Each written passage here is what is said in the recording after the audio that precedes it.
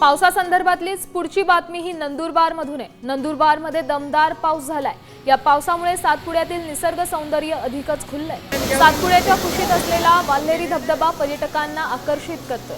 वर्षा पर्यटनासाठी पर्यटक मोठ्या संख्येने या ठिकाणी येत असतात, त्यामुळे यंदा देखील वाल्हेरी धबधब्यावर पर्यटकांची गर्दी पाहायला मिळते।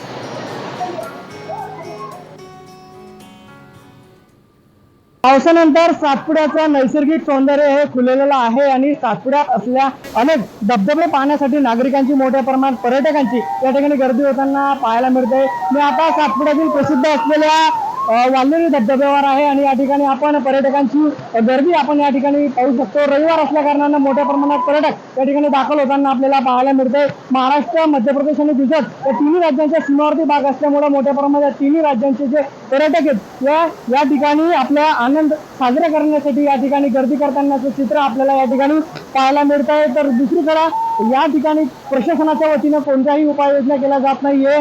सुरक्षेच्या दृष्टीने या ठिकाणी उपाययोजना करणं तितकंच गरजेचं असल्यामुळं पण नेमकं प्रशासन या सगळ्या गोष्टींकडे दुर्लक्ष करत असल्याचं चित्र देखील या ठिकाणी पाहायला मिळत आहे। वाल्हेरी धबधब्यावरून सागर निकवाडे, साम टीव्ही न्यूज।